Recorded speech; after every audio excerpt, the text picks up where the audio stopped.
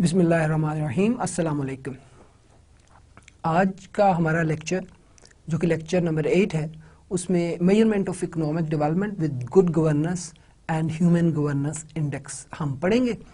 अब तक हमने इकोनॉमिक डेवलपमेंट की डेफिनेशंस और उसको मेजर करने के डिफरेंट मेथड्स पढ़े, और आज के जो है लेक्चर वो इस मेजरमेंट के हवाले से हमारा आखिरी लेक्चर होगा।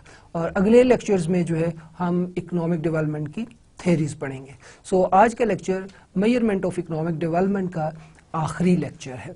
अब तक हमने इकोनॉमिक डेवलपमेंट की डेफिनेशन पढ़ी, उसको समझने की कोशिश की, इकोनॉमिक डेवलपमेंट होती क्या है, हमने डिफरेंट इकोनॉमिस्ट के व्यूज़ देखे, वो इकोनॉमिक डेवलपमेंट को क्या समझते हैं, और फिर हमने उसके मेजरमेंट के हवाले से बात की।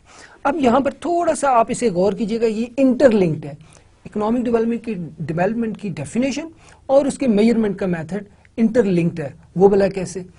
इकोनॉमिक डेवलपमेंट की मेजरमेंट को समझने के लिए ये ज़रूरी है कि जो वो मेजर कर रहा है इकोनॉमिस्ट, उसको पता हो कि वो इकोनॉमिक डेवलपमेंट किसको कहते हैं। फॉर एग्जांपल, अगर मैं ये कहता हूँ कि जीडीपी में इजाफा जो है वो इकोनॉमिक डेवलपमेंट है, तो अब मैंने मेजरमेंट ऑफ इकोनॉमिक डेवलपमेंट करनी है, तो मैं सिंपली क्या करूँगा, मुख्तलिफ सालों की जीडीपी जो है वो कैलकुलेट करूँगा और देखूँगा कि क्या जीडीपी में इजाफा हो रहा है या नहीं हो रहा। अगर मैं ये समझता हूँ, अगर मैं इस डेफिनेशन पर मुत्तफिक हूँ कि GNP per capita economic development होती है, increase in GNP per capita is economic development. Now अगर अब मैंने इकोनॉमिक डेवलपमेंट को मेजर करना है, तो फिर मैं क्या करूँगा, फिर मैं जीएनपी मेजर करूंगा और उसको पॉपुलेशन से डिवाइड कर दूंगा, तो इस तरह से मुझे जीएनपी पर कैपिटा के जरिए से इकोनॉमिक डेवलपमेंट की मेजरमेंट समझ आ जाएगी। So it is very important कि हम मेजर करना चाह रहे हैं इकोनॉमिक डेवलपमेंट को, तो हम इकोनॉमिक डेवलपमेंट किस चीज़ को समझते हैं।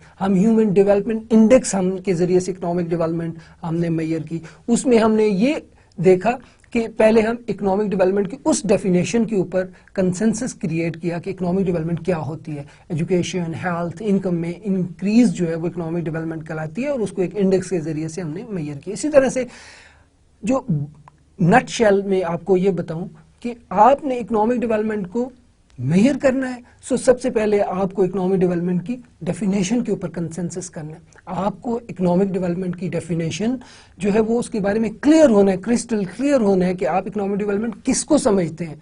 अच्छा, उसके बाद उसको मेजर करने के हवाले से हम इकदाम करते हैं। अब देखिए कि measurement of economic development with good governance and human governance index के ऊपर आज हम बात करेंगे। तो इसका मतलब क्या है कि गुड गवर्नेंस जो है, अगर गवर्नेंस बेहतर होती चली जा रही है तो हम इसे इकोनॉमिक डेवलपमेंट कहेंगे। अगर ये डेफिनेशन होगी तो अब इसको मेजर करना है, तो इट मीन कि हमने ह्यूमन गवर्नेंस इंडेक्स डेवलप करके मेजर करना है कि अगर गवर्नेंस का मेयार बेहतर होता चला जा रहा है तो economic development is taking place. Okay, so anyway, so आज का हमारा टॉपिक है measurement of economic development with good governance and human governance index. सबसे पहले हम आपको थोड़ा सा इसके बारे में इंट्रोडक्शन देते हैं।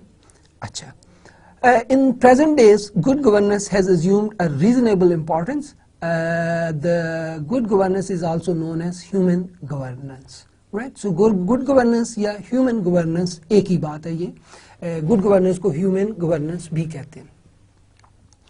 अच्छा जी, अब ये गवर्नेंस से क्या मुराद है? अब गवर्नेंस को हम फिर आगे उसके हिस्से बनाते हैं ना, पॉलिटिकल गवर्नेंस, civic governance और economic governance, right?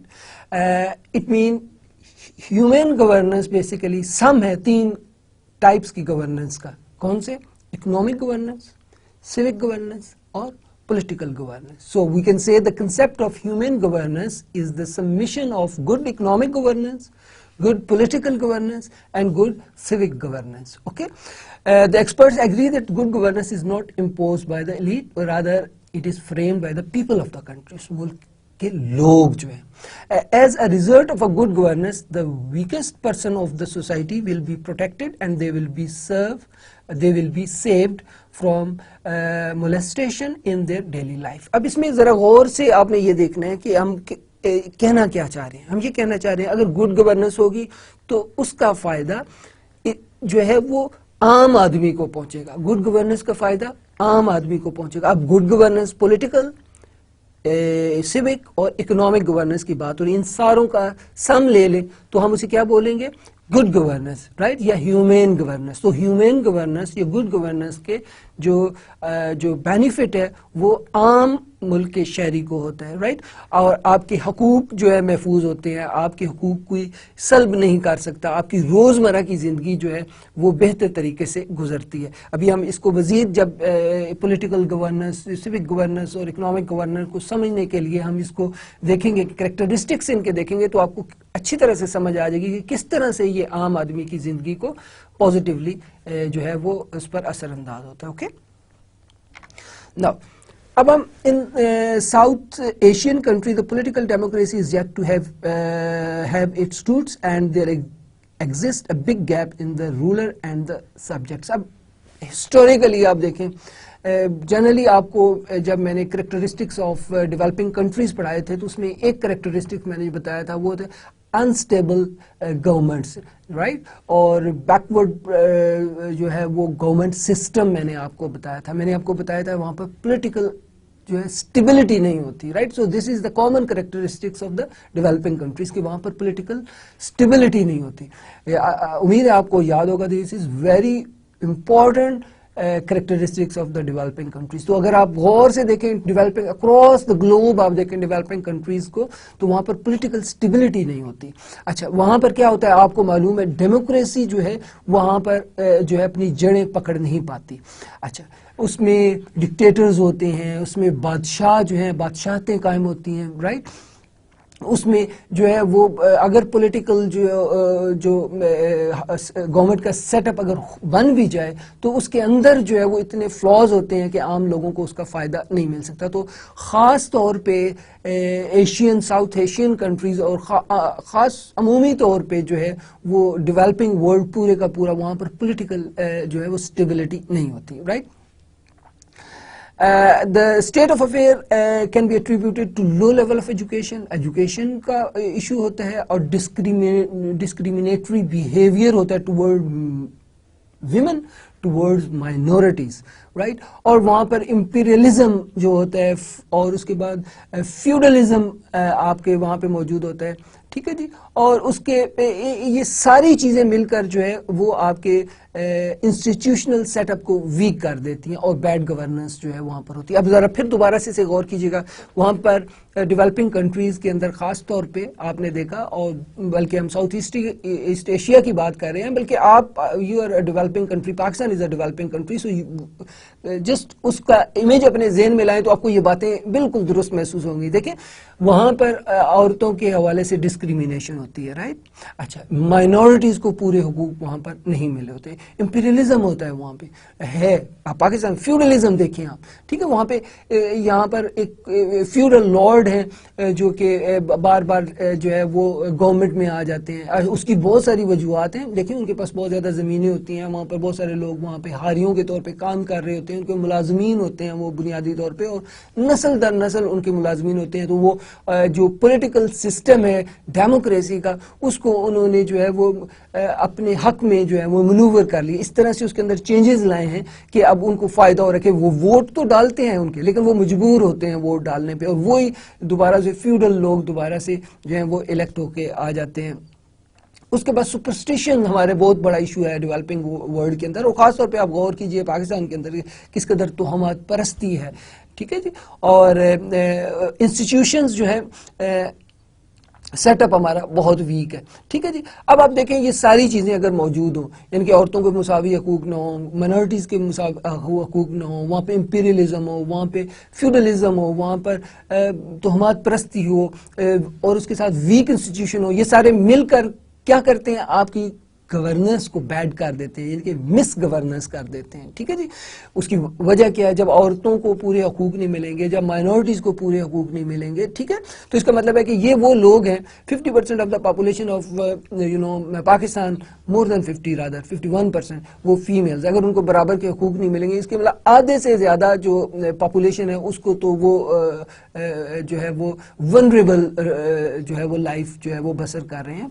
उसके साथ देखिए माइनॉरिटीज़ हैं, वो भी आप देखें आपके मुल्क में 4-5% जो है माइनॉरिटीज उनको भी हुकूक नहीं मिल रहे, और उससे आपका ओवरऑल इमेज पूरे ग्लोब पे खराब पड़ता है। तो आपने देखा कि ये पॉलिटिकल सेटअप को, ये वो सारी चीज़ें हैं जो मजबूत नहीं होने देती। फ्यूडलिज्म के बारे में मैंने आपसे बात की। इस तरह से आप देखें कि यहाँ पर तोहमात परस्ती है, यहाँ पर ये देखा जाता है कि अगर हमने ये किया तो ये हो जाएगा। यहाँ देखिए यहाँ पे हमारे यहाँ गद्दी नशीन, पीर और ये सारे लोग जो हैं इनको वोट दिए जाते हैं, फ्यूडल लॉर्ड्स को वोट्स दिए जाते हैं, और वो कारकर्दगी न दिखाने के बावजूद वो अगली दफ़ा फिर इलेक्ट और सिलेक्ट हो जाते हैं। तो जब आप इस तरह का माहौल हो, आपके अदारे जो हैं, वो इंस्टीट्यूशन जो हैं, वो पार्लियामेंट एज इंस्टीट्यूशन वो मजबूत ना हो, जुडिशरी एज इंस्टीट्यूशन मजबूत ना हो, ठीक है, ये आपका लॉ एंड ऑर्डर को इम्प्लीमेंट करने वाले जो इंस्टीट्यूशन है वो मजबूत ना हो, तो ऑब्वियसली इससे आपकी जो है वो डेमोक्रेसी स्ट्रांग नहीं होती, इससे आपकी गवर्नेंस अच्छी नहीं होती, right. In other word we can say bad governance का मूजब बनते हैं, राइट, या मिस गवर्नेंस का मूजब बनते हैं, ठीक है। तो आपने देखा कि थोड़ा सा आपने हिस्टोरिकल बैकग्राउंड भी देखा, आपने देखा कि हमारे यहाँ इंपीरियलिज्म था, हम कॉलोनीज थे, हमारे यहाँ पर दूसरे ममालिक ने कब्जा किया और अपने फायदे की खातिर यहाँ पर कुछ लोगों को अपने साथ मिला लिया, उनको यहाँ पे जायदादें दे दी और डिवाइड और रूल किया। उसमें हमें जो है वो बुनियादी तौर पे लिसानी बुनियादों पे, राइट, हमें मज़हब की बुनियादों पे हमें इसे अलग-अलग किया और हम पर रूल किया, और फिर उन्होंने हमारे इंस्टीट्यूशन स्ट्रांग नहीं होने दिए, राइट। तो ये सारी चीज़ें मिलकर जो है हमारे डेवलपिंग वर्ल्ड के अंदर जो है वो मिस गवर्नेंस जो है वो क्रिएट करते हैं। So, thus, in the early year of 1990, the economist starts associating economic development with good governance. So, 90s की जो दहाई थी, वहाँ से जो इकोनॉमिस्ट हैं वो उन्होंने गवर्नेंस को बहुत इंपॉर्टेंट, गुड गवर्नेंस को बहुत इंपॉर्टेंट करार दे दिया इकोनॉमिक डेवलपमेंट के लिए। देखिए, इकोनॉमिक डेवलपमेंट के लिए जीडीपी में इजाफा हो रहा है, जीएनपी में इजाफा हो रहा है। अब देखें, जीडीपी में इजाफा हो रहा है, यस, अगर आप उसकी बेस पर कह दें इकोनॉमिक डेवलपमेंट हो रही है, तो क्या उससे डिस्क्रिमिनेशन खत्म हुई? नहीं। क्या अमीर और गरीब के दरमियान फर्क खत्म हुआ? ऐसा भी ना हो पाया। क्या आपने पॉलिटिकल आपका स्ट्रक्चर मजबूत हो गया? नहीं, ऐसा भी नहीं हुआ। सो अब आपने देखा फिर इकोनॉमिस्ट इस बात पर जो है वो पहुंच गए कि गुड गवर्नेंस जो है वो इकोनॉमिक डेवलपमेंट की जमानत फराहम कर सकती है।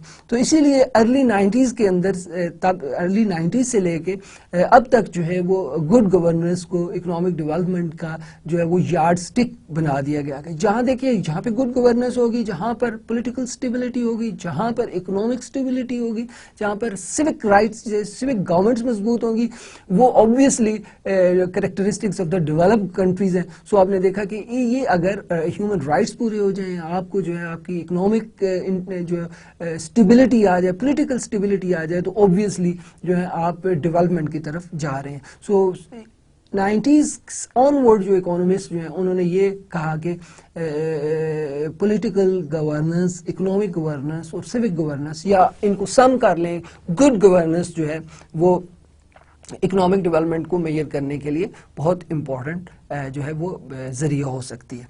या हम दूसरे लफ्जों में क्या कह सकते हैं, economic development can possibly be attained if developing countries change their existing social, political and economic system. Right, हम दूसरे लफ्ज, अब देखिए ना, बात इस तरह से हो रही है कि हम हिस्टोरिकली हम देखें, एविडेंसेस को देखें।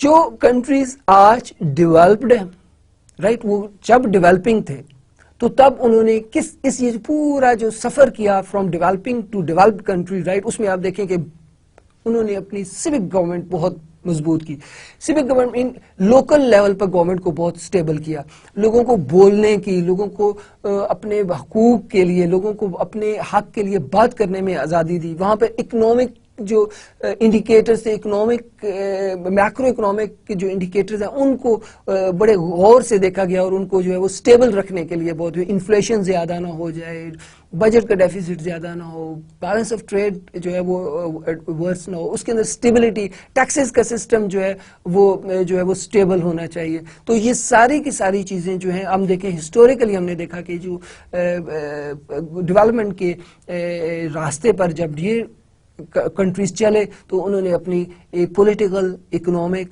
और सोशल जो सेटअप है उसको उन्होंने मजबूत किया। So such all change is called good governance और ह्यूमन गवर्नेंस। तो ये तमाम चीजें, कौन सी, सोशल सेटअप चेंज हो, पॉलिटिकल और इकोनॉमिक सिस्टम चेंज हो, हम इसको क्या कहेंगे, ये गुड गवर्नेंस की तरफ आप बढ़ रहे हैं। नाउ अब हम इकोनॉमिक डेवलपमेंट के हवाले से हम बात कर रहे हैं और गुड गवर्नेंस को जो है वो हम डिस्कस कर रहे हैं। तो हम सबसे पहले ये करेंगे कि definition of governance as given by UNDP. UNDP ने जिस तरह से गुड गवर्नेंस को डिफाइन किया, आप उसे गौर से जो है डेफिनेशन को देखिएगा तो आपको ये बात समझ आएगी कि जो बैकग्राउंड हमने डेवलप किया और जो हम आगे देखेंगे उसकी जो है वो बेस जो है इस डेफिनेशन से आपको मिल जाएगी। Governance is such a system of economic, political, administrative authority which make possible to understand and control the issues at each level of economy। Economy के हर लेवल के ऊपर, माइक्रो लेवल के ऊपर, मैक्रो लेवल के ऊपर ये जो है वो जो है अथॉरिटी जो है पॉलिटिकल हो या ऐसा इकोनॉमिक सिस्टम जो इस अथॉरिटी को डेवलप करते हैं। The governance comprises the mechanism, methodology and institution which help the citizen and groups to protect their interests। So governance जो है वो ऐसा मैकेनिज्म, ऐसी मेथोडोलॉजी जो है वो इंट्रोड्यूस करती है, दूसरे लफ्ज़ों में इंस्टीट्यूशंस को इतना स्ट्रॉन्ग करती है कि वो उसके लिए जो इंस्टीट्यूशन अपने तौर पे ऑटोमेटिकली काम करते हैं, ठीक है। और जो है वो किसी भी कंट्री में अंदर पॉलिटिकल, इकोनॉमिक और सिविक गवर्नेंस जो है वो ऐसे इंस्टीट्यूशंस को डेवलप करती है जो कि इकोनॉमिक स्टेबिलिटी लाती है किसी भी कंट्री के अंदर। और the persons as a result of the such governance attain their legal rights, minimize their differences and perform their obligation along with the attainment of their rights। So न सिर्फ जो है एक गुड गवर्नेंस या इस किस्म की गवर्नेंस के नतीजे में लोगों को कानूनी हकूक मिल जाते हैं, बल्कि जो अमीर और गरीब के दरमियान डिफरेंस है, राइट, जो ये भी कम से कम होता चला जाता है और वो पुरएतमाद तरीके से अपने हुकूक के साथ जो है अपनी वो जिंदगी बसर कर सकते हैं। So this was the definition of governance given by UNDP. Okay, now types of governance, as we already discussed, the good governance has 3 types, right? So एक हमने आपको बताया good political governance, दूसरा हमने आपको बताया good civic governance and third one is good economic governance। अब हम इनको one by one डिस्कस करेंगे, राइट, और फिर हम आखिर में देखेंगे कि अगर हमने इस गुड गवर्नेंस का इंडेक्स डेवलप करना है तो उसको कैसे हम मेजर कर सकते हैं। सो सबसे पहले हम ये समझने की कोशिश करेंगे गुड पॉलिटिकल गवर्नेंस क्या होती है, गुड सिविक गवर्नेंस क्या होती है और गुड इकोनॉमिक गवर्नेंस क्या होती है। फिर उसके जरिए से हमें ये अंदाजा होगा कि क्या economic development is taking place in developing countries और नॉट। ओके, नाउ नंबर 1 हमने डिस्कस किया गुड पॉलिटिकल गवर्नेंस। अब आप जेहन में रखिएगा जो डेवलपिंग कंट्रीज के कैरेक्टरिस्टिक्स हैं उनको अपने जेहन में रखिएगा, ठीक है, तो आपको ये आसानी से बात समझ आ जाएगी। इन case of underdeveloped countries the social setup is of such a type that their political, economic are surrounded by the lobbyist, vested interest group and the politician। अब इसको अच्छी तरह से समझने की कोशिश करें। क्या ये हस्बे हाल नहीं है? क्या ये डेवलपिंग कंट्रीज के अंदर यही नहीं हो रहा कि क्या हो रहा है कि लॉबीज हैं, डिफरेंट लॉबीज हैं जो उस कंट्री के अंदर रूल कर रही होती हैं, मुख्तलिफ इंटरेस्ट ग्रुप्स हैं, राइट, जिनके अपने ज़ाती मफादात वाबस्ता हैं, राइट, वो इकोनॉमी के अंदर काम कर रहे होते हैं। और बहुत सारे ऐसे पॉलिटिशियंस हैं जो कि चंद खानदान हैं जो कि काम कर रहे होते हैं। तो अंडर डेवलप्ड कंट्रीज के जो है में जो सोशल सेटअप है वो किस किस्म का होता है कि देयर पॉलिटिकल इकोनॉमिक्स एंड क्या होते हैं are surrounded by lobbyist, vested interest groups and the politicians। These groups are aimed at pursuing those policies which result in rapid holding of elections. अब देखें एक गवर्नमेंट आई, आप अपना इस तरह से करें, आप जरा गौर कीजिएगा अपनी 90s की जो पॉलिटिक्स है उसको गौर कीजिएगा। एक ग्रुप गवर्नमेंट में आया और दूसरा ग्रुप जो है वो उसको गिराने की कोशिश उसने तेज तार कर दी ताकि वो उनके इंटरेस्ट का वो तहफ़्फ़ुज़ नहीं कर पा रहे थे।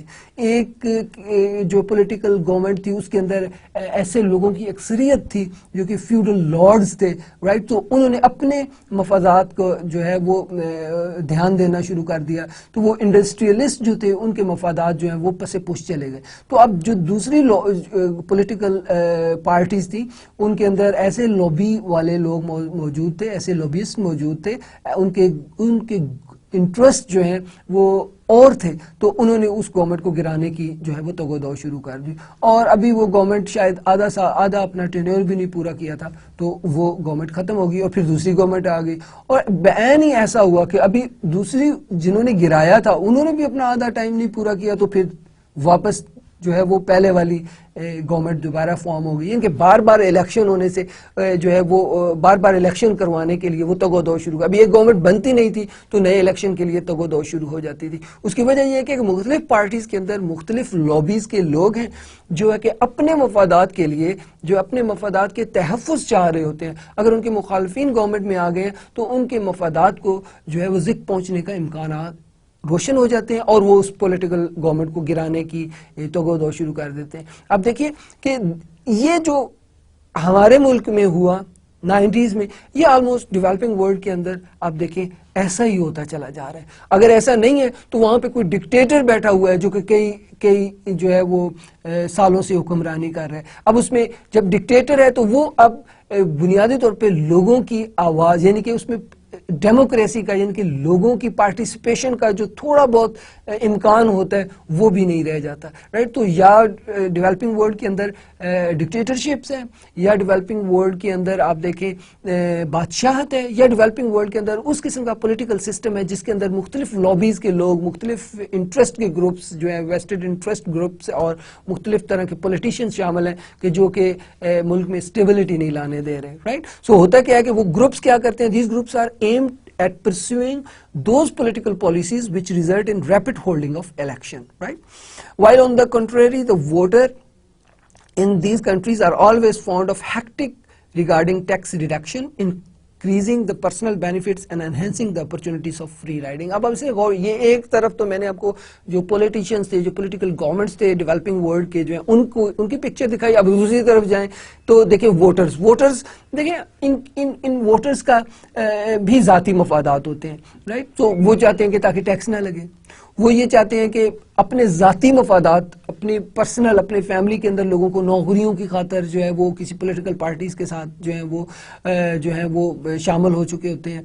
वो ये चाहते होते हैं कि उन पर टैक्स कम से कम लगे। वो स्टेक होल्डर जो है वो ऐसा नहीं होते गवर्नमेंट के अंदर, वो बुनियादी तौर पे अपने पर्सनल इंटरेस्ट की खातर उस पॉलिटिकल पार्टीज के अंदर होते हैं। अब दोनों तरफ देखें, एक तरफ जो है वो लॉबियस्ट होते हैं, वेस्टेड इंटरेस्टेड ग्रुप्स होते हैं पॉलिटिकल पार्टीज के अंदर, और दूसरी तरफ देखें कि जी वोटर्स के अंदर क्या है इशू, वो जो है वो टैक्स अवेट करना चाह रहे होते हैं, वो जो है वो पर्सनल बेनिफिट्स उठाना चाह रहे होते हैं पॉलिटिशियंस के जरिए से। तो आप देखा कि फ्री राइड चाह रहे होते हैं। तो आपने देखा कि हमारे यहाँ डेवलपिंग वर्ल्ड के अंदर न सिर्फ पॉलिटिकल पार्टीज के में इश्यूज है बल्कि वोटर्स के अंदर भी इसी तरह का इशू है।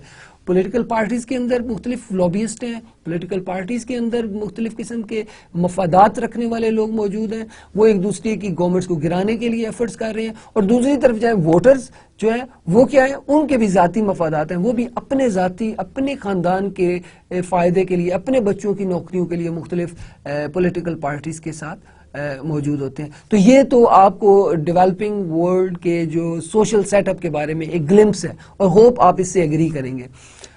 इसके साथ साथ in these countries the administration hardly interested in serving the people, right. So administration, अब तीसरा पार्ट आ गया जो आपका एडमिनिस्ट्रेशन का, वोटर है, गवर्नमेंट है, और जो एडमिनिस्ट्रेशन। अब एडमिनिस्ट्रेशन जो है बुनियादी तौर पे जैसे कि वो पब्लिक सर्वेंट होते हैं, वो लोगों के खादम होते हैं, लेकिन उधर क्या है कि वो उनका बेसिकली उनका इस बात से कोई इंटरेस्ट नहीं होता कि लोगों को सर्व कर सके, बल्कि वो बेसिकली वहाँ की ब्यूरोक्रेसी एज ए रूलर जो है अफसरशाही उन्होंने कायम की होती है।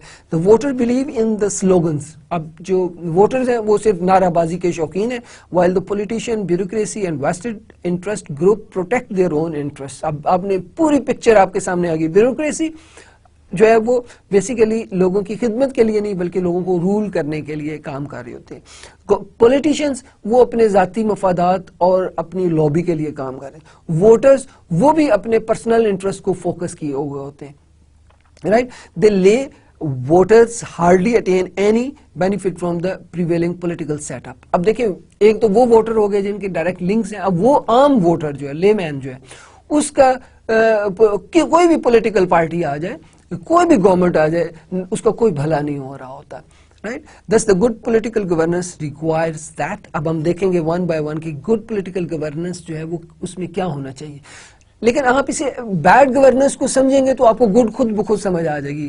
तीन जो है वो मैंने यहाँ पर डिस्कस किए, वोटर्स, पॉलिटिशियंस और एडमिनिस्ट्रेशन। उनके सारों के मैंने आपको इश्यूज बता दिए। अब देखिए ये सारे इश्यूज अगर वोटर्स, पॉलिटिशियंस और एडमिनिस्ट्रेशन में नहीं होंगे तो गुड गवर्नेंस कहलाएगी। एनीवे हम उसे वन बाय वन हम डिस्कस करते हैं आपके सामने।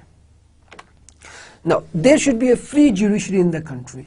कंट्री के अंदर जुडिशरी फ्री होनी चाहिए। वो पॉलिटिशियंस, वो आर्मी, वो एस्टेब्लिशमेंट से इन्फ्लुएंस नहीं होनी चाहिए। उसे आज़ाद यानी कि हक पर मबनी फैसले करें।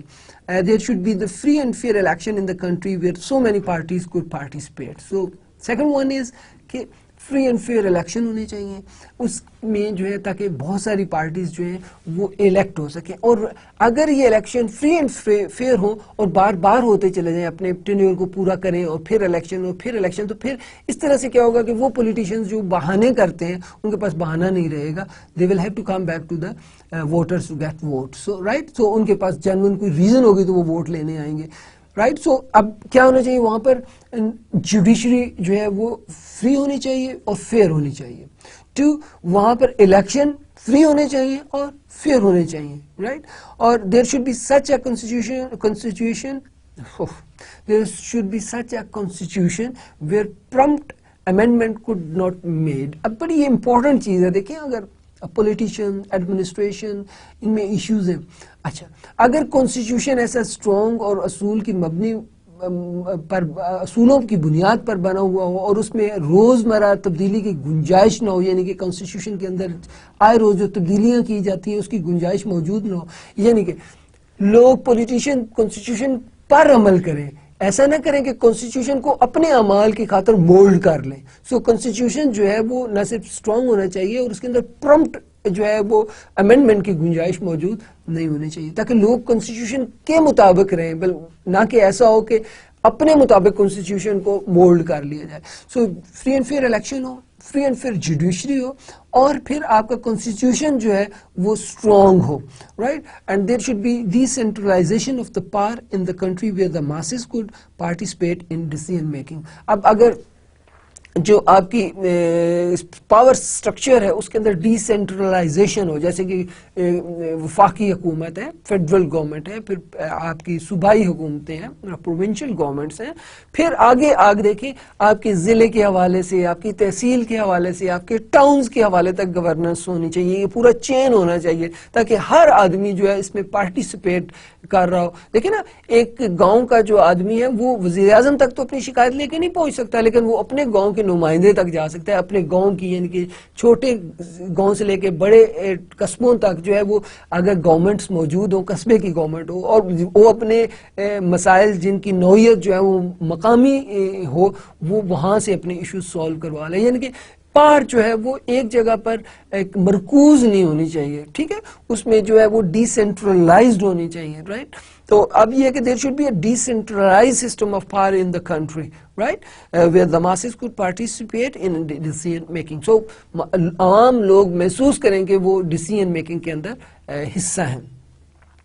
फिर यह कि there should be a transparent political system whereby the accountability of decision makers and project operation could be made. अब ये बहुत इंपॉर्टेंट है, अगर पॉलिटिकल सिस्टम ट्रांसपेरेंट हो। अब देखिए ये पॉलिटिकल सिस्टम तब ट्रांसपेरेंट हो सकता है जब अकाउंटेबिलिटी मौजूद हो। राइट, अब पॉलिटिकल सिस्टम की ट्रांसपेरेंसी डिपेंड करती है आपकी अकाउंटेबिलिटी पर, फेयर एंड फ्री अकाउंटेबिलिटी के ऊपर। राइट, सो डिसीजन मेकर या प्रोजेक्ट ऑपरेटर्स जो किसी प्रोजेक्ट को चला रहे हैं, या अफसरान बाला जो है, आई मीन ऑफिसर, जो ब्यूरोक्रेसी है, ये सारे के सारे जवाबदेह हो अपने हर फैसले के ऊपर। राइट, तो आप देखें कि हमेशा फैसला करने में जो है वो उजलत से काम ना लें, सोच विचार के साथ जो है, कंसल्टेंसी के साथ वो फैसले किए जाएं। राइट, सो और अपने फैसलों के नताइज के हवाले से वो जवाबदेह हों।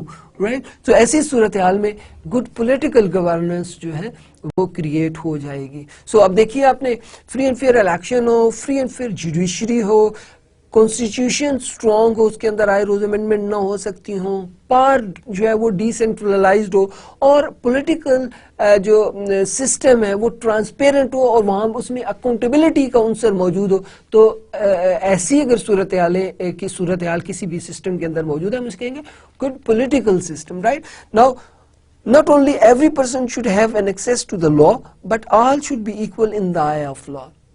अब ये बहुत इंपॉर्टेंट चीज है। एक तो कानून तक हर शख्स की रसाई होनी चाहिए, दूसरा ये है कि कानून की निगाह के अंदर हर शख्स बराबर की अहमियत रखता है। अगर ये भी मौजूद हो तो इससे हम कहेंगे कि ये गुड पॉलिटिकल गवर्नेंस है। सो आपने देखा कि इस स्लाइड के ऊपर हमने 6 पॉइंट्स डिस्कस किए। Good judiciary mean free and fair judiciary, free and fair elections, constitution strong हो आपका, पार डिसेंट्रलाइज्ड हो, आपके यहाँ ट्रांसपेरेंट पॉलिटिकल सिस्टम हो जिसमें अकाउंटेबिलिटी मौजूद हो, और हर बंदे की पहुंच कानून तक हो, राइट, अपने हकूक के लिए उसकी कानून तक रसाई मौजूद हो। तो ये आपने देखा कि अगर ये 6 पॉइंट्स जो हैं वो किसी सिस्टम में मौजूद हो तो हम कहेंगे, क्या कहेंगे कि ये गुड पॉलिटिकल गवर्नेंस है। कुछ पॉइंट्स आगे भी हम देखेंगे अगली स्लाइड के ऊपर।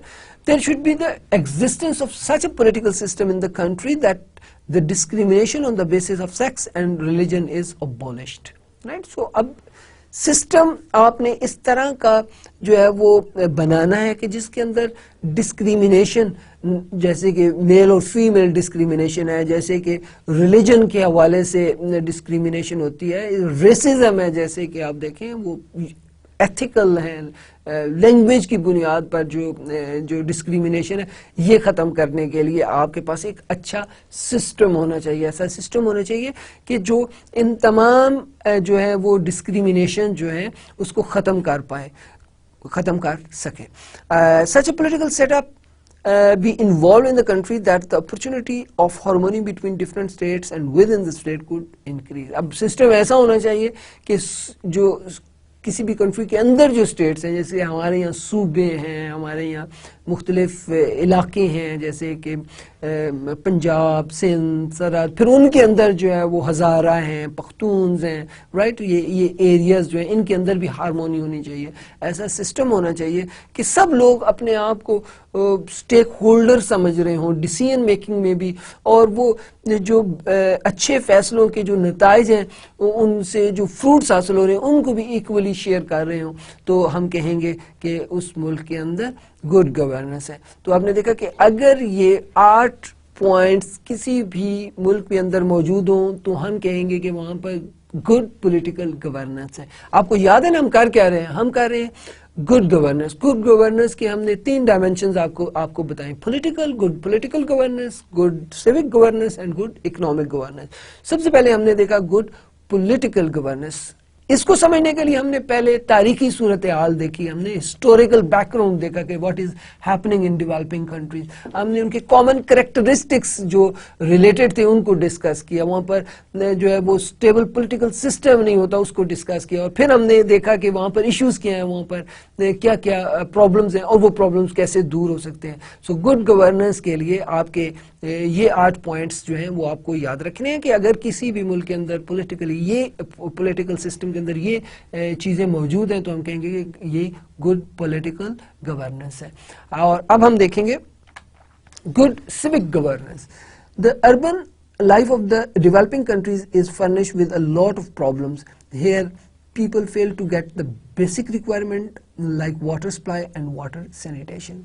अब आप देखें कि हमारे शहरों के अंदर भी साफ पानी की जो है वो बहुत दिक्कत है, ठीक है, उसका जो ड्रेनेज सिस्टम है वो अच्छा नहीं है, राइट, और जो वाटर सप्लाई सिस्टम है वो अच्छा नहीं है, और जो पानी हमें घरों में पीने के लिए मुयस्सर है उसके अंदर ऐसे बहुत सारे अज्जा शामिल हो जाते हैं जो सेहत के लिए नुकसानदेह हैं, राइट, वो पॉल्यूटेड वाटर है, राइट, वो अंडरग्राउंड जो ड्रेनेज है और जो वाटर सप्लाई के पाइप्स हैं वो इतने पुराने हो चुके हैं कि वो बेसिकली वहाँ से इधर का पानी और उधर का पानी इधर होता है।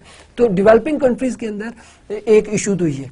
इसकी एक और भी वजह है कि जब डेवलपिंग कंट्रीज के अंदर बेसिकली रूरल अर्बन माइग्रेशन बहुत तेजी के साथ जो है वो हो रही होती है, right, so people are basically migrating from rural area to urban area. So what is happening in the urban area कि फैसिलिटीज जितनी है वो उतनी ही है, लेकिन पॉपुलेशन, न सिर्फ पॉपुलेशन बढ़ रही है बल्कि लोग माइग्रेट करके आ रहे हैं, तो एग्जिस्टिंग जो फैसिलिटीज हैं वो इतने ज्यादा लोगों को एंटरटेन नहीं कर सकती, जिसकी वजह से ये इश्यूज हो सकते हैं। ठीक है जी। तो आपने देखा कि अर्बन लाइफ जो है वो डेवलपिंग कंट्रीज के उसमें बड़ा इशू साफ पानी का ना मिलना, ठीक है, उसके बाद वाटर सैनिटेशन का ना होना, फिर access to the public office and their bosses, अब ये बड़ा इंपॉर्टेंट। आप देखें सिविक लेवल पे देखें कि आमतौर पे ब्यूरोक्रेसी जो है वो चला रही होती है अर्बन और रूरल एरियाज को, तो जो आप देखेंगे ब्यूरोक्रेसी तक पहुंचना, उनसे उनको उनके साथ to discuss your issues and to get solution out of it, so it's very almost you can say it's not possible, right. So ये बहुत दिक्कत है कि आप एक बड़े अफसर से मिलें कैसे, आप उसको अपना मसला बताएं कैसे, आप उसका हल कैसे लें, तो ये बहुत सारे मसाइल होते हैं। सो एक तो ये मसला है कि आपकी एक्सेस पब्लिक ऑफिस तक नहीं है, इतने बड़े ऑफिसर के पास आपकी एक्सेस नहीं है, राइट। और फिर उधर जो बॉसेस मौजूद है उन तक तो ऑब्वियसली आपकी एक्सेस नहीं होगी, राइट। सो फिर उसके बाद अगला क्या सिलसिला है, आपके यहाँ रेड टेपिज्म है, सुर्ख फीता जिसे हम कहते हैं, ठीक है, जिसको हम ऑफिशियल फॉर्मेलिटीज कहते हैं कि ये इशू है, ये क्लर्क के पास जाएगा, हेड क्लर्क के पास जाएगा, और फिर इस तरह से करते करते सुप्रिटेंडेंट डिप्टी सुप्रिटेंडेंट से होता होता वो बॉस तक जाएगा, वहां से रास्ते में कहीं ऑब्जेक्शन लग गया वो वापस आ जाएगा, राइट। फिर वो इस तरह से जो ब्यूरोक्रेटिक जो जिसे हम सुर्ख फीता कहते हैं, या ये जो ब्यूरोक्रेटिक रवैया है, राइट, उससे भी जो है वो होने वाले काम भी नहीं हो पाते। तो अब डेवलपिंग कंट्रीज के अर्बन लाइफ के अंदर पानी का मसला है, डेवलपिंग पानी पीने वाले साफ पानी का भी मसला और सैनिटेशन का भी मसला फेस करना पड़ रहा होता है। फिर अगली बात यह है कि वहां पर जो सिविक गवर्नेंस के हवाले से हम बात कर रहे हैं ना, तो वहां पर जो लोकल ऑफिसेज हैं उनमें लोगों की एक्सेस नहीं होती, उनके बॉसेस तक एक्सेस नहीं होती, और अगर एक्सेस हो भी जाए तो वहां पर रेड टेपिज्म उनके रास्ते में हायल हो जाता है। In short, in under developed countries there is severe shortage of good civic governance. ये अक्रॉस द बोर्ड बात हो रही है कि डेवलपिंग कंट्रीज के अंदर आप देखेंगे कुछ हद तक पॉलिटिकल गवर्नेंस भी और कुछ हद तक इकोनॉमिक गवर्नेंस भी स्टेबल होती है, आपको नजर आएगी, लेकिन जो सिविक गवर्नेंस है उसके ऊपर बहुत कम ध्यान है, और वो तकरीबन अक्रॉस द डेवलपिंग कंट्रीज जो है वो सिविक गवर्नेंस के इश्यूज बहुत सारे हैं। The provision of good civic governance may lead to economic growth. अब देखिए शहरी अगर पूरी सहूलत जिंदगी गुजार रहे हैं, आसानी के साथ गुजार रहे हैं, उनके मसाइल लोकल हल हो रहे हैं। देखिए साफ पानी की बात कर लें, साफ पानी मिलेगा, अब देखिए ना लिंक कैसे इकोनॉमिक डेवलपमेंट के साथ होता है, साफ पानी मिलेगा, सैनिटेशन होगी, अच्छी सैनिटेशन होगी, वाटर जो पीने का मिला है वो पोल्यूटेड नहीं होगा, उससे बीमारियां पैदा नहीं होंगी, बीमारियां पैदा नहीं होंगी, आप सेहतमंद होंगे, आप सेहतमंद होंगे तो आपकी प्रोडक्टिविटी ज्यादा होगी, राइट। अब इसको उलट कर लें, आप साफ पानी नहीं आपको मिल रहा, पोल्यूटेड पानी मिल रहा है, जिससे आपको बीमारियां लाक हो जाती हैं, पेट की और अंतों की, आपको हेपेटाइटिस जैसे इश्यूज फेस करने पड़ते हैं, आपका जो सेविंग्स है वो आपके इलाज मुआवजे पे खर्च हो जाती है, आपकी सेहत अच्छी नहीं रहती, आप जो है आपकी प्रोडक्टिविटी कम होती है। तो आपने देखा कि civic governance basically plays very vital role in economic development. So the good civic governance is possible if number one, the institution providing civic facilities are decentralized, right? So किसी शहर के अंदर अगर एक बड़ा ऑफिस है तो फिर महलों के हिसाब से उस ऑफिस की ब्रांचेस होनी चाहिए जहां पर लोग आसानी के साथ एक्सेस कर सकते हो, राइट। ह्यूमन राइट्स प्रोटेक्ट किए जा रहे हो, राइट, और the people be provided with information regarding different issues at a larger level. तो लोगों को जो मालूमात है वो मुनासिब जो है तरीके से उन तक पहुंच रही हो। The steps be taken to promote collectivism in the country, right. इज्तमाई सोच का जो है वो ऐसे स्टेप्स जिससे इज्तमाई सोच पैदा हो हमें उठाने हैं, जिसमें जाती मफादात जो है वो नहीं बल्कि इज्तमाई, जैसे मोहल्ले की सतह पे, गली की सतह पे। अब देखिए अगर मैं सिर्फ अपना सोच रहा हूँ तो इनफरादी है, लेकिन अगर मैं पूरी गली का, अपने पूरे मोहल्ले के इश्यूज जो हैं वो हाई अथॉरिटीज तक पहुँचा रहा हूँ, उनका सोल्यूशन ला रहा हूँ या उनको डील कर रहा हूँ, तो बेसिकली ये कलेक्टिविज्म जो है कहलाता है। और कलेक्टिविज्म जो है जब आपका इंडिविजुअल जो आपकी मफादात हैं, ज़ाती मफादात हैं, वो आप अगर कुर्बान कर दें इज्तमाई मफादात को, तो ये गुड गवर्नेंस, सिविक गवर्नेंस कहलाएगी। ओके, नाउ अब हम आते हैं गुड इकोनॉमिक गवर्नेंस की तरफ। So regarding good economic governance, the role of state regarding market is evaluated. अब देखिए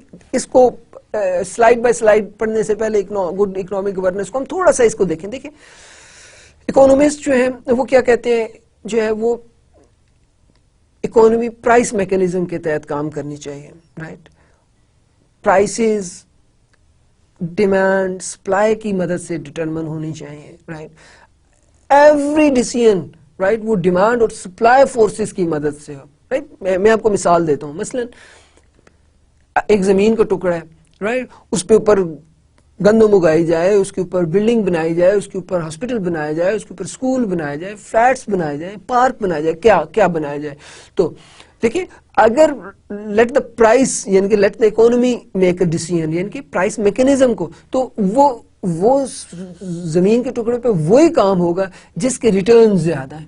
ओके, तो देखिए अगर अर्बन एरियाज है तो उसमें फसल के रिटर्न ज्यादा नहीं है तो ऑब्वियसली फ्लैट्स बन जाएंगे. राइट, सो और अगर शहरी इलाका है तो गांव के इलाका तो उस पर फसल का ज्यादा फायदा है, फ्लैट्स का फायदा नहीं है.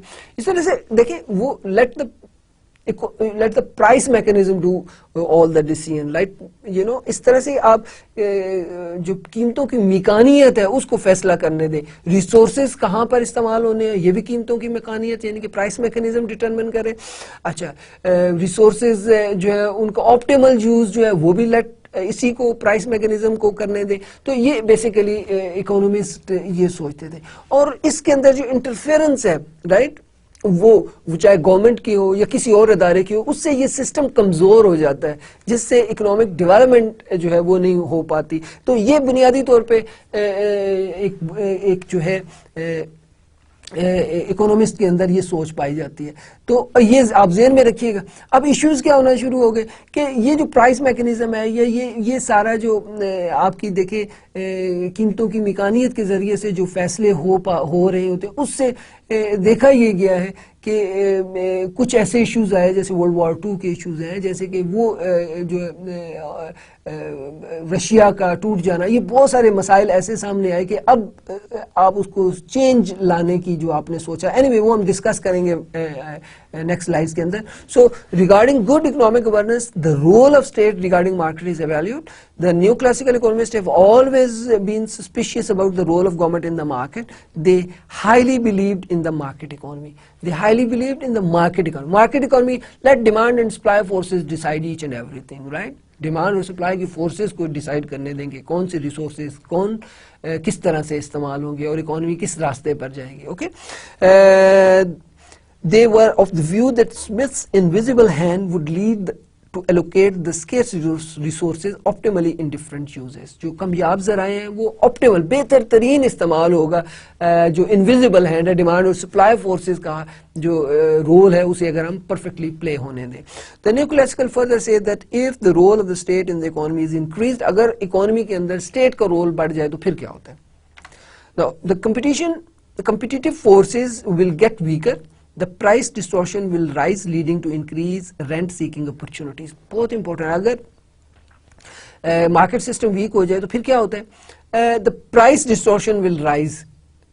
प्राइस की डिस्टॉर्शन होने शुरू हो जाएगी और उससे क्या होगा कि ये जो ज़ख़ीरा अंदोज हैं, रेंट सीकर्स हैं, उनको ज़्यादा मौके मिलेंगे. राइट, और the activities of wealth getting and wealth earning will be affected particularly when the people have to face unexpected taxes. अब गवर्नमेंट अगर ये स्टेट इंटरवेंशन शुरू कर दे और इन्वेस्टर्स को कोई पता नहीं है कब किस चीज का टैक्स बढ़ जाए, कब किस चीज पर टैक्स लग जाए.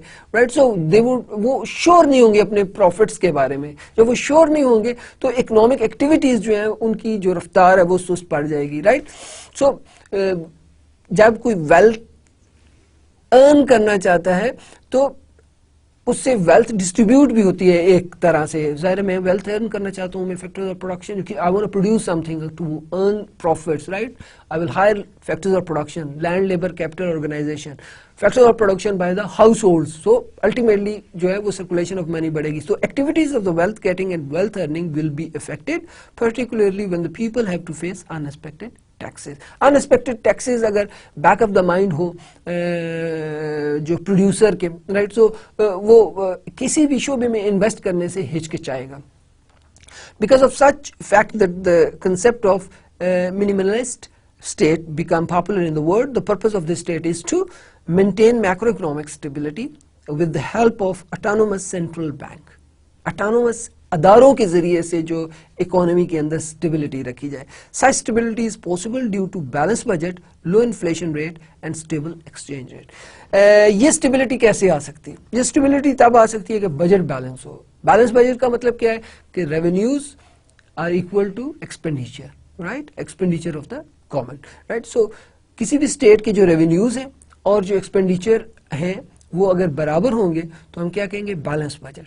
रेवेन्यूज वो टैक्सों के जरिए से कलेक्ट करते हैं, डायरेक्ट और इनडायरेक्ट टैक्सेस होंगे, और अगर उनकी कॉर्पोरेट्स हैं, अगर सरकारी अदारे उनके प्रॉफिट्स भी जो है रेवेन्यूज जनरेट करते हैं. और एक्सपेंडिचर जो है डेवलपमेंटल और नॉन डेवलपमेंटल दो तरह के एक्सपेंडिचर्स होते हैं. तो अगर expenditures are equal to revenues हम कहेंगे बैलेंस बजट, राइट. सो फिर लो इन्फ्लेशन यानी कि जो अफरात ज़र है वो एक कम सतह पर स्टेबल रहे और एक्सचेंज रेट जो है वो स्टेबल रहे. तो ये स्टेबिलिटी जो है ये सिर्फ उस सूरत में पॉसिबल है कि जब जो है वो सेंट्रल बैंक या कोई भी पॉलिसी बनाने वाला अदारा ऑटोनोमस अदारा हो. सो maintain macroeconomic stability with the help of autonomous central bank. Such stability is possible due to balanced budget, low inflation rate and stable exchange rate. This minimalist rate will provide protection to property owners. Again, this state will provide legal framework and rule of law as well, right? Now, during 1930s Great Depression and with the evolution of the Keynesian economics, the free market economy have had a setback. So अब 1930s की जो great depression आया उसके साथ साथ केनेजियन economics की जो है वो का वजूद सामने आया, यानी कि केनेजियन इकोनॉमिस्ट सामने आ गए, राइट. तो अब फ्री मार्केट जो है उसके अंदर जो है उसको सेटबैक मिला. देखिए क्लासिकल इकोनॉमिस्ट क्या कहा करते थे? Supply creates its own demand, right. So you shouldn't be worry about demand. आप प्रोड्यूस करते जाएंगे, डिमांड पैदा होती जाएगी, यानी कि ओवर प्रोडक्शन का कोई चांस नहीं है, राइट. सो उनके ज़हन में अनएम्प्लॉयमेंट का कंसेप्ट वहां पे नहीं था क्लासिकल इकोनॉमिस्ट के यहाँ, ठीक है. There exist always full employment level in the economy. This was the point of view of classical economist, right. तो ये उनके यहाँ ये कंसेप्ट्स थे, right. Supply creates its own demand हो गई, right. Quantity theory of money भी इस हवाले से आ जाती है, राइट. और सेल्स लॉ ऑफ मार्केट भी इसी हवाले से आ जाता है. तो ये उनके कंसेप्ट्स क्या थे? ओवर प्रोडक्शन नहीं होगी, supply creates its own demand. Unemployment बिल्कुल भी नहीं होगी, राइट. वहां पे उनके यहाँ अनएम्प्लॉयमेंट का तस्वर नहीं था. अब ग्रेट डिप्रेशन और ये वर्ल्ड वॉर के हालात में जो है वो इन्फ्लेशन भी बहुत ज्यादा हो गई, अनएम्प्लॉयमेंट भी बहुत ज्यादा क्रिएट हो गई. तो अब केनेजियन इकोनॉमी सामने आ गए, right.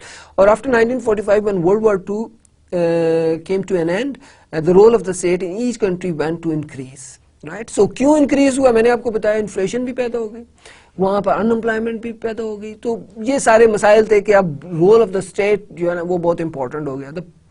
The proportion of the government expenditure, which was 10% of the GDP in 1930 in OECD countries, went to the 50% of the GDP in 1995. While during the period of 1960 to 1995, such expenditure increased from 15% of GDP to the 30% of GDP in case of underdeveloped countries. So आप देखिए वहाँ पर जो है वो 10 से 50% हो गया और यहाँ पर 15 से 30% हुआ underdeveloped countries में. But in recent days, so many other incidents took place. इसके अलावा भी, यानी कि आप देखें ग्रेट डिप्रेशन 1930 का, वर्ल्ड वॉर, इसके अलावा भी क्या हुआ था? Central planned economies of Russia and eastern Europe countries collapsed, right. The welfare state suffered from the financial crisis, right. ये भी एक इशू पैदा हो गया. The government of underdeveloped countries failed to provide directly productive activities. The same was also true in case of social services. Direct productive activities थी वो भी जो है वो अंडर डेवलप्ड कंट्रीज के अंदर गवर्नमेंट प्रोवाइड करने के काबिल ना रही, और सोशल सर्विसेज भी जो है वो भी इस काबिल ना रही कि वो प्रोवाइड कर सके. ये वो सारी सूरत हाल है जो मैंने आपके सामने डिस्कस की, जो किस तरह से रोल ऑफ स्टेट जो है वो इकोनॉमिक डेवलपमेंट के अंदर जो है, इकोनॉमिक स्टेबिलिटी के अंदर अपना रोल जो है वो डेवलप या एवेल्यू करता रहा. Now, in such state of affair, the need for definition of good economic governance was realized, which could establish a link between economic development and social justice. With this, it was realized that the activities of the state should be in accordance with its efficiency. So, देखिए क्या realize किया गया? Activities of state should be in accordance with its efficiency. Right? This means that the state should pay more attention in the provision of social services. So, government को focus क्या है? Social services की तरफ ज्यादा focus करना चाहिए. This will result in better civil society where the private sector could be able to work efficiently and fairly. So government अगर जो है वो सोशल सर्विसेज को प्रोवाइड करने में फोकस हो जाए, साफ पानी, तालीम, सेहत, राइट, ये सारी चीजें अगर गवर्नमेंट इसके ऊपर फोकस कर ले, राइट, सो उससे क्या होगा? मुआशरे के अंदर जो है वो स्टेबिलिटी आएगी, हेल्दी लोग होंगे, उनकी एफिशिएंसी बढ़ेगी, प्राइवेट जो है वो अदारे बेहतर तौर पे काम कर पाएंगे. सो this will result in better civil society where the private sector could be able to work efficiently and fairly. The greater intervention on the part of the government in the state would result in weakening of competitive force. इससे ज़्यादा अगर उन्होंने इसमें affairs के अंदर, economic affairs के अंदर जो है दखल अंदाजी की, तो फिर उससे क्या होगा? competitive forces वीक हो जाएंगी.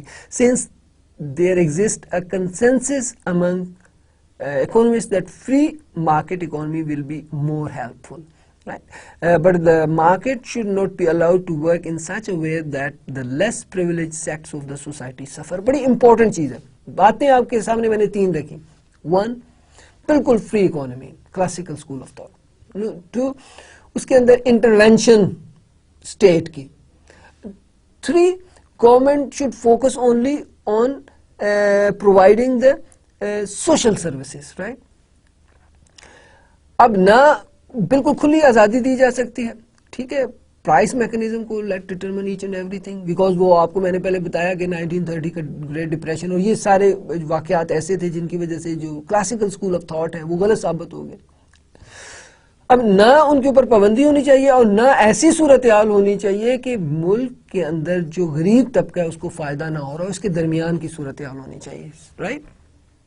Now, however, the state has not shown a very remarkable performance regarding provision of social services in so many underdeveloped countries. Common characteristics के अंदर ये बात हम डिस्कस कर चुके हैं. The good economic governance requires that. अभी good economic governance क्या होती है, उसके अंदर क्या चीजें चाहिए होती हैं, one by one डिस्कस करेंगे. Number 1, there should be stability at macroeconomic level. Macroeconomic level के ऊपर stability होनी चाहिए, यानी कि rate of inflation जो है stable होना चाहिए और कम होना चाहिए. फिर एक्सचेंज रेट के अंदर फ्लक्चुएशंस आए रोज नहीं होनी चाहिए, बजट का डेफिसिट ज्यादा नहीं होना चाहिए. अगर ऐसा जो है वो होगा तो हम कहेंगे गुड इकोनॉमिक गवर्नेंस है. ये नहीं कि मैक्रो इकोनॉमिक्स इंडिकेटर देखें, इन्फ्लेशन, बजट डेफिसिट के ऊपर बात कर लें और तीसरा एक्सचेंज रेट के ऊपर. अगर इनके अंदर फ्लक्चुएशन ना हो और स्टेबिलिटी हो, सो इसका फायदा क्या होगा कि जो इन्वेस्टर है वो लॉन्ग टर्म डिसीजन जो है, लॉन्ग टर्म इन्वेस्टमेंट के डिसीजन आसानी से कर पाएगा. अगर एक इन्वेस्टर को मालूम है कि अगर हम एक्सपोर्टेबल जो है वो प्रोड्यूस जो है वो करें, या इंपोर्ट फलां चीज़ हम कर लें और ये हम एक्सपोर्ट करें, हम ये चीज़ प्रोड्यूस करके एक्सपोर्ट करें और एक्सचेंज रेट के अंदर फ्लक्चुएशंस हो, तो क्या होगा? आपका जो है वो मनी डिवैल्यू होती जा रही है. तो मैंने ये सोचा कि ये चीज़ इंपोर्ट करके उसको फाइनलाइज करके मैं इसकी ये प्रोडक्ट बना के या मैं मशीनरी इंपोर्ट करके उससे ये प्रोडक्ट एक्सपोर्ट करूंगा, दिस इज माय प्लान. तो एक्सचेंज रेट के अंदर फ्लक्चुएशंस आ गई, तो जो मशीनरी मैंने इंपोर्ट करनी है वो महंगी होगी और जो चीजें मैंने एक्सपोर्ट करनी है वो सस्ती हो गई. ठीक है, तो इसका मतलब ये है कि अगर एक्सचेंज रेट स्टेबल होगा तो आपकी इकोनॉमी स्टेबल होगी. अगर इन्फ्लेशन नहीं होगा, यानी कि इन्फ्लेशन क्या होती है बुनियादी तौर पर? Too much money chasing too few goods या persistent rise in price level, कीमतों में मुसलसल इजाफा अगर होता चला जा रहा है, हम उसको इन्फ्लेशन बोलेंगे. तो ये सारे वो इंडिकेटर्स हैं. अगर ये इन्फ्लेशन रेट लो है, अगर बजट का डेफिसिट कम है और एक्सचेंज रेट स्टेबल है, तो हम कहेंगे ये अच्छी इकोनॉमिक गवर्नेंस की खुसूसियत है. या good economic governance requires stable exchange rate, low budget deficit.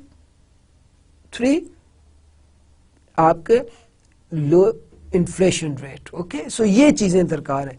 Secondly, people should be having protection regarding their properties. This will promote market economy where people will be having incentives leading to boost income and output. अगर investors को, अगर लोगों को हक़ मिल्कियत मौजूद है और उनको मालूम है कि किसी दिन भी कोई भी गवर्नमेंट उठ के उनका फैक्ट्रीज जो उनके घर उनसे छीन नहीं लेगी, हक़ मिल्कियत मौजूद है, कोई ऐसा अदारा मौजूद है जो आपके प्रॉपर्टी राइट्स को जो प्रोटेक्ट कर रहा है, राइट, तो इसका मतलब ये होगा कि लोग कॉन्फिडेंट होंगे और वो मुतमईन होकर इन्वेस्ट करेंगे कि हमारा ये अदारा या हमारा ये जो कारखाना है ये नेशनलाइज नहीं होगा, ये हमारा ही रहेगा। तो इससे क्या होगा, लोगों को रोजगार मिलेगा, रिसोर्सेज का इस्तेमाल होगा, लैंड, लेबर, कैपिटल, ये सारे जो हैं वो रिसोर्सेज होते हैं और ये अगर इकोनॉमी के अंदर ये इन्वॉल्व हो रहे हैं तो उससे आपको मालूम है ना, लैंड हो, लेबर हो, कैपिटल हो, whatever factor of production is owned by household, तो वो हाउस होल्ड उनकी इनकम बढ़ेगी तो वो they would be able to buy more goods and services, जिससे उनकी लिविंग स्टैंडर्ड बेहतर होगा। इसी को तो इकोनॉमिक डेवलपमेंट कहते हैं ना। सो इसका मतलब क्या हुआ कि अगर इन्फ्लेशन रेट जो है लो हो, अगर बजट बैलेंस्ड हो, अगर एक्सचेंज रेट जो है वो स्टेबल हो, उसके साथ साथ जो है वो आप देखें कि प्रॉपर्टी की जो प्रोटेक्शन है वो मौजूद हो, तो ये सारी चीजें रिक्वायर्ड है गुड इकोनॉमिक गवर्नेंस के लिए। ओके, सो उसके बाद देखते हैं such activities be discourage when which promote rent earning chances। अगर ऐसी इश्यूज हो जाए कि आपकी इन्फ्लेशन जो है आपकी हाई है, वो फ्लक्चुएट हो रही है, rate of exchange rate fluctuate हो रहा है, बजट का डेफिसिट बढ़ गिर रहा है, प्रॉपर्टी का राइट मौजूद है, फिर लोग रियल इन्वेस्टमेंट की तरफ नहीं आएंगे, बल्कि उसमें वो क्या करेंगे, स्पेकुलेट करेंगे, जिसके अंदर वो क्या कहते हैं, रेंट सीकिंग की तरफ जाएंगे, तो इकोनॉमी के लिए ये नुकसानदेह होगा, right.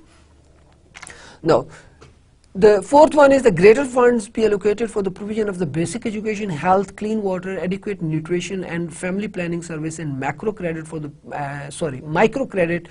the poor in the budget। अब देखिए, अब ये तो एक तरफ आपने मैक्रो इकोनॉमिक इंडिकेटर्स देखे, अब दूसरी तरफ क्या है, government should take keen interest in social sectors, right. मसलन देखिए, साफ पानी, सेहत,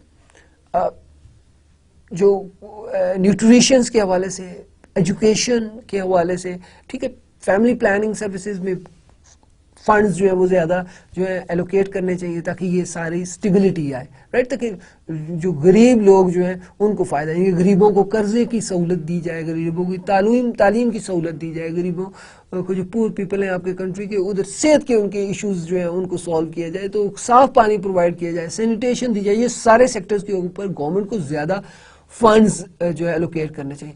अगर गवर्नमेंट इन सारे सेक्टर्स के ऊपर जीडीपी का ज्यादा पोर्शन जो है वो खर्च कर रही है, अपने बजट का ज्यादा पोर्शन खर्च कर रही है, ज्यादा हिस्सा खर्च कर रही है, तो हम कहेंगे गुड इकोनॉमिक गवर्नेंस है।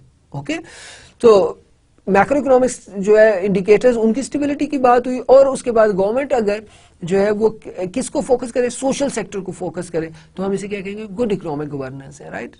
और the progressive system of taxation be launched so that the greater part of the income and the wealth could be shifted over to the government.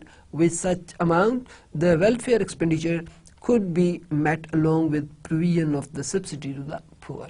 अब इसमें आप देखिएगा, टैक्सेस सिस्टम को प्रोग्रेसिव होना चाहिए, गरीब पे टैक्स कम, अमीर पे टैक्स ज्यादा, जैसे जैसे आपकी इनकम बढ़ती जाए टैक्स बढ़ता चला जाए, राइट। और जितने टैक्स गवर्नमेंट के पास इकट्ठे होंगे वो सब्सिडीज प्रोवाइड की जाए पुअर लोगों को, ठीक है जी, तो वो आपको जो है वो अमीर लोगों से टैक्सेस लिए जाएं और गरीब लोगों पर लगाए जाएं, तो इससे इकोनॉमिक जो है वो इक्वलिटी पैदा होगी, ठीक है। तो आप देखेंगे पॉवर्टी कम होगी, इनइक्वालिटी कम होगी। ओके, सो ऐसा टैक्सेशन सिस्टम जो है वो इंट्रोड्यूस कराया जाए कि जिसकी आमदनी ज्यादा होती चली जाए उस पर टैक्स की रेशियो ज्यादा होती चली जाए, राइट। सो उससे कंसंट्रेशन ऑफ वेल्थ भी नहीं होएगी, राइट। और ये सारे पैसे जो हैं वो जो है वो वेलफेयर एक्सपेंडिचर्स जो है उसमें उनमें इजाफा किया जाए, राइट। सो उसके बाद each person should have an access to acquire loan in certain countries that discriminatory practice is followed regarding women to get loans and properties. अब अगला इशू क्या है कि ऐसे अदारे जो कि ये लुक आफ्टर करें कि सब लोगों को कर्जा के हुसूल के लिए बराबर के मौके मौजूद है, उसमें ये ना हो कि आप ख़वातीन को कर्जे ना दे रहे हो या आप बूढ़ों को कर्जे ना दे रहे हो। So each person should have an access to acquire loans, हर शख्स की जो है वो पहुंच हो लोन्स तक। और अक्सर जो डेवलपिंग कंट्रीज है वहाँ पर डिस्क्रिमिनेशन पाई जाती है, सो दैट इज़ वाई वहाँ पर गुड इकोनॉमिक गवर्नेंस नहीं है। फिर जो 8th पॉइंट है, the good economic governance demand for the existence of strong institution setup. अब आपने देखा आपके इंस्टीट्यूशन स्ट्रॉन्ग होगी, आपकी जुडिशरी स्ट्रॉन्ग होगी, आपका डिफेंस का इंस्टीट्यूशन स्ट्रॉन्ग होगा, आपकी पार्लियामेंट स्ट्रॉन्ग होगी, आपका प्रेस स्ट्रॉन्ग होगा, ठीक है। ये सारे इंस्टीट्यूशन जितने स्ट्रॉन्ग होंगे ये इकोनॉमिक डेवलपमेंट के लिए बेहतर जो है वो सेटअप फराहम करते हैं, right. Now benefits of good economic governance, अब हम बेनिफिट्स के ऊपर बात करेंगे। Not only the productive activities will expand but the wealth of the country will also grow up, right. Productive activities भी बढ़ेंगी और मुल्क की दौलत में भी इजाफा होगा। As if in a country the regulatory and the legal setup exist in its effective form, the saving and investment will be encouraged, right। देखिए आपकी सेविंग्स महफूज है, आपकी इन्वेस्टमेंट महफूज है, ऐसा सेटअप, ऐसा रेगुलरिटी सेटअप मुल्क के अंदर मौजूद है कि आपकी सेविंग्स महफूज हैं, आपकी इन्वेस्टमेंट्स महफूज हैं, तो फिर क्या होगा, सेविंग रेट बढ़ेगा जिससे इन्वेस्टमेंट रेट बढ़ेगा, ठीक है। लोग इनकरेज होंगे सेविंग के हवाले से, लोग इन्वेस्टमेंट में जो है वो इन्वेस्ट करने में इनकरेज होंगे, right. The position of the government policy could be ascertain and property right could be protected. Property right की पहले भी मैं बात कर चुका हूँ, दोबारा बात हो रही है। So it is said that if people have access to the courts there are laws against bankruptcy, corruption and they are strictly followed, all such would provide grease to the wheel of the market economy, right। So अगर institution strong हो, corruption ना हो रही हो, bankruptcy जो है उसके ऊपर लॉज मौजूद हो, राइट, तो फिर ये जो इंटरवेंशन है इन अदारों की वो मार्केट इकोनॉमी को ग्रीस करेगी। आपको मालूम है ना कि दो काम होते हैं कि कोई काम किसी के लिए ग्रीस लगेगी तो तेजी से काम करेगा, ठीक है। वैसे मुहावरा है सैंड द व्हील या ग्रीस द व्हील। तो अगर ये इंस्टीट्यूशन स्ट्रांग होंगे, अगर ऐसे लॉज मौजूद होंगे बैंकरप्सी के हवाले से, अगर ऐसे लॉज करप्शन के हवाले से मौजूद होंगे और लॉज भी मौजूद होंगे और उनको स्ट्रिक्टली फॉलो भी किया जा रहा होगा, तो इससे क्या होगा, मार्केट इकोनॉमी को ग्रीस मिलेगी, वो और तेजी से काम करेगी। This will encourage innovation in the market economy and economic change will occur. So इस सारे से क्या होगा, इन्वेंशन भी होगी, इनोवेशन भी होगी और इकोनॉमिक चेंजेस आना शुरू हो जाएंगे। आई होप कि आपको गुड इकोनॉमिक गवर्नेंस समझ आई होगी, राइट। सो हम कर क्या रहे हैं, गुड गवर्नेंस को हमने 3 हिस्सों में तकसीम किया, good civic governance, good economic governance और गुड पॉलिटिकल गवर्नेंस। तो हम इस वक्त गुड इकोनॉमिक गवर्नेंस को देख रहे हैं। Now benefits of good economic governance हम खुद और तफसील से देखते हैं। It is widely accepted that the institution create efficiency in the market economy. Institution strong, market economy ज्यादा एफिशिएंट हो जाएगी। Thus the good economic governance requires a system based upon effective judicial system, legal, social, political and economic institutions. मैं आपको पहले भी बता चुका हूँ कि ये इंस्टीट्यूशन बेसिकली मार्केट इकोनॉमी को ग्रीस करेंगे। If such like situation is not created, the economic activity will not only lead to create inefficiency but the inadequate in the system will also grow. गलत हो गया। In such like situation is not created, अगर इस तरह की सूरत हाल पैदा नहीं की तो फिर होगा क्या, the economic activities will not only lead to create inefficiency but inequality in the system will also grow। अब देखा, अगर ऐसी सूरत हाल नहीं होगी तो न सिर्फ एफिशिएंसी का हर्ज होगा बल्कि मुल्क के अंदर इक्वालिटी खत्म होती जाएगी। यही वजह है कि डेवलपिंग कंट्रीज के अंदर गुड इकोनॉमिक गवर्नेंस नहीं होती, गुड पॉलिटिकल गवर्नेंस नहीं होती, गुड सिविक गवर्नेंस नहीं होती और गुड इकोनॉमिक गवर्नेंस न होने की वजह से इनइक्वालिटीज होती हैं, एक्सट्रीम पॉवर्टी मौजूद होती है, एक्सट्रीम हंगर कंडीशन मौजूद होती है, गरीब और अमीर के दरमियान बहुत ज्यादा फर्क है, राइट। तो ये सारी सूरत हाल इसलिए क्रिएट होती है कि गुड इकोनॉमिक गवर्नेंस नहीं है। गुड इकोनॉमिक गवर्नेंस क्यों नहीं है, क्योंकि वहां पे इंस्टीट्यूशन स्ट्रांग नहीं है, right. Thus, due to good economic governance, when the institution efficiencies come to an end, not only economic development is accelerated, but the degree, intensities and incidence of poverty also decline, right? So, उसमें thus due to good economic governance होता क्या है, institution जब efficient होते हैं तो उससे economic development होती है, उससे न सिर्फ गुर्बत की शिद्दत में कमी होती है बल्कि आप देखें इनइक्वालिटी, जो पॉवर्टी और इनइक्वालिटी जो मीन गरीब और अमीर के दरमियान फ़र्क है, राइट, और जो क्लास सिस्टम है आपके यहाँ वो सारा ख़त्म हो जाता है. Now conclusion, thus if any country get rid of existing orthodox system, उससे क्या होगा? existing orthodox system खत्म करें,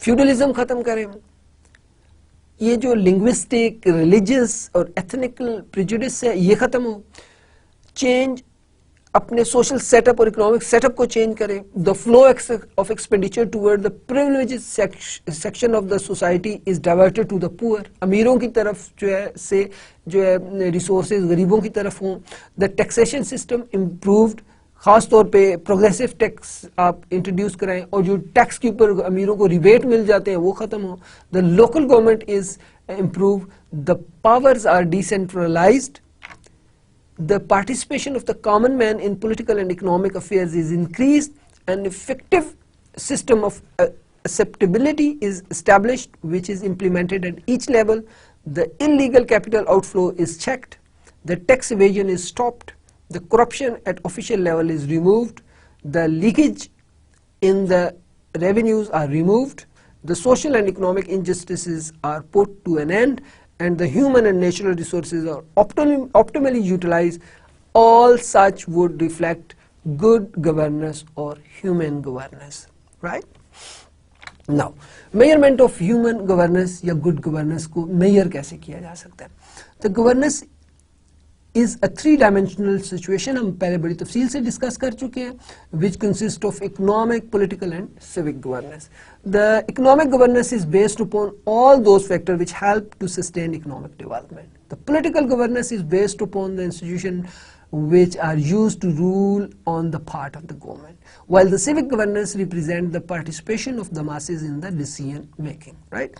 Normally it is said that if the level of civic governance, political governance and economic governance are higher, the level of good governance or human governance will be higher. So good political governance यानी कि political governance का, economic governance का और civic governance का अगर level बेहतर होता चला जा रहा है तो हम कहेंगे economic development is taking place, okay? Now, अगर हमने इन सारी जो good economic, good political, good civic governance को मेजर करना है तो उनको हम किस तरह से मेजर कर सकते हैं? मेजरमेंट ऑफ ह्यूमन गवर्नेंस या गुड गवर्नेंस कैसे हो सकती है? After the measurement of human, जैसे कि हमने ह्यूमन डेवलपमेंट इंडेक्स मेजर किया as a measure of economic development, economists are using human governance index to measure economic development as well. The HGI is a composite index of civic, political and economic governance. So ये जो human governance index है ये political, economic और civic governance का जो है वो क्या कंपोजिट है, उसका इकट्ठा करके हम बनाते हैं.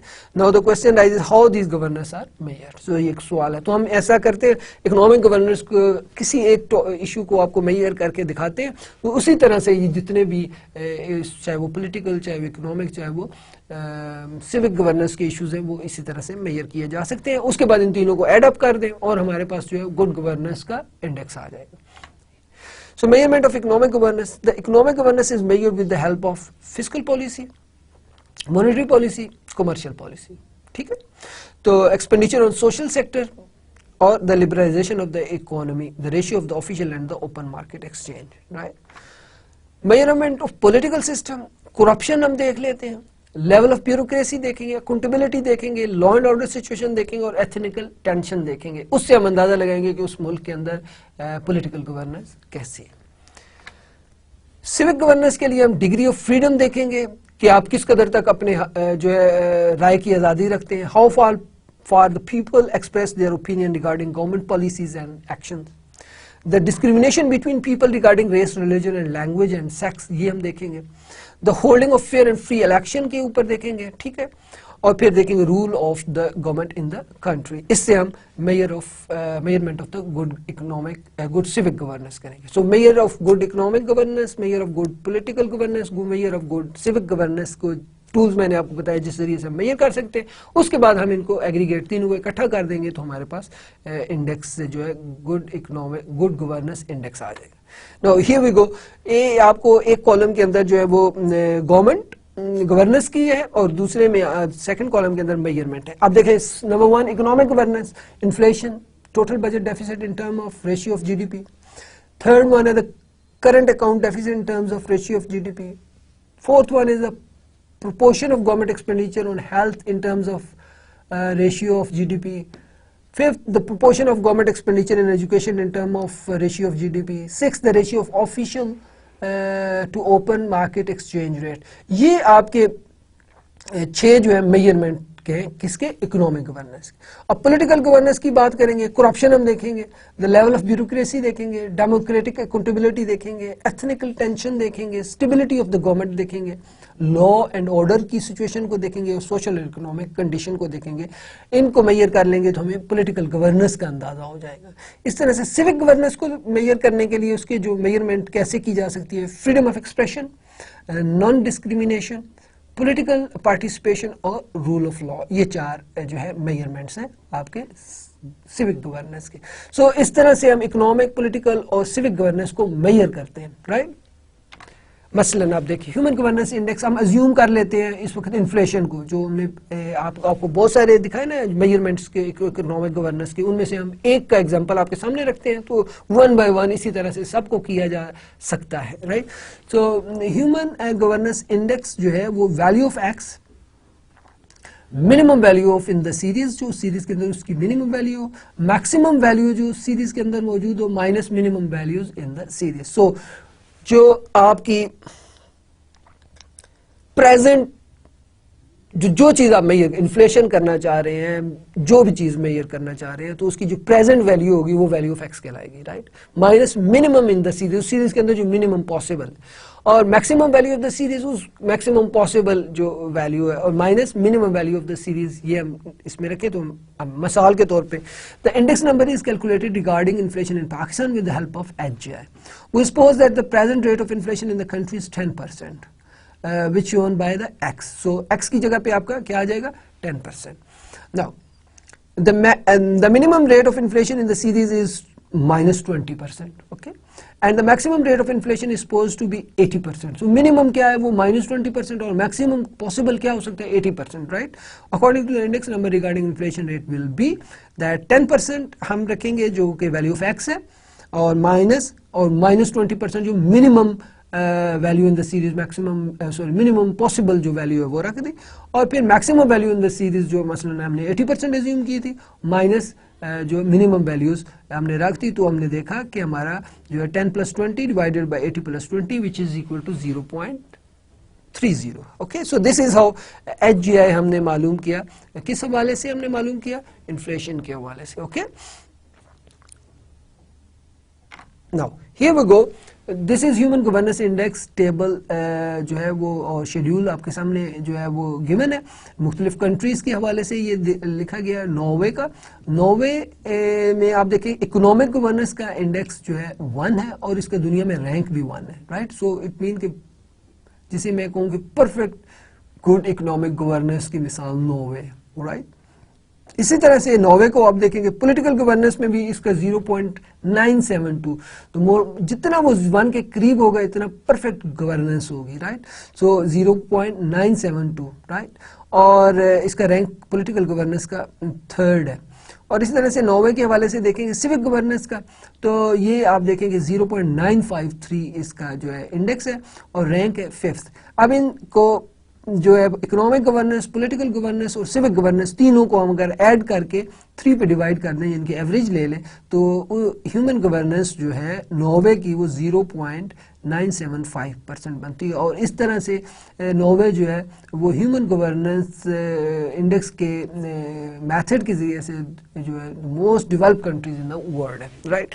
सो नंबर 1 रैंक है। इस तरह से आप अगर हम सारी एग्जांपल्स सारे मुल्कों को तो हम नहीं यहाँ पे एनालिसिस कर सकते, आप खुद देखिएगा। इसमें हम पाकिस्तान का देखते हैं। पाकिस्तान में देखिए आप ये 3rd लास्ट जो रो है उसके अंदर पाकिस्तान है, तो 0.565 that is economic governance index, almost half, right. और हमारा रैंक जो है वो 52nd है, राइट। और political governance is 0.569, again almost half, और 48th रैंक है हमारा। और लाइकवाइज आप देखें सिविक गवर्नेंस में 0.472, देखिए हाफ से भी कम, राइट। सो ये 47th हमारा जो है रैंक है। हम इन तीनों को ऐड अप करके 3 पे डिवाइड कर दें तो 0.502 हमारा जो है ह्यूमन गवर्नेंस का है जो है वो इंडेक्स है, और हमारा रैंक इस लिहाज से 52nd बार। तो इस तरह से हमने आज के लेक्चर में हमने ह्यूमन गवर्नेंस इंडेक्स के ऊपर बात की, गुड गवर्नेंस के ऊपर बात की, गुड पॉलिटिकल, इकोनॉमिक और सिविक गवर्नेंस के ऊपर बात की, और इकोनॉमिक डेवलपमेंट को मेजर करने के हवाले से आज हमने आखिरी जो लेक्चर आज हमने पढ़ा। इंशाल्लाह अगले लेक्चर के अंदर हम थोड़ा सा आपको जो है वो एक और मेजरमेंट पढ़ाएंगे और उसके साथ मिलेनियम डेवलपमेंट गोल पढ़ाएंगे। तो अगले लेक्चर के अंदर जो है हम आपको रीडिस्ट्रीब्यूशन के हवाले से आपसे बातें करेंगे, रीडिस्ट्रीब्यूशन एंड ग्रोथ के हवाले से, और हम आपके साथ जो है ना मिलेनियम डेवलपमेंट गोल्स जो है ना वो डिस्कस करेंगे। तो उसके बाद जो 10th लेक्चर है वो हम इकोनॉमिक डेवलपमेंट की थेरीज जो है वो पढ़ना शुरू करेंगे। तो तब तक के लिए इजाज़त दीजिए, खुदा हाफिज़।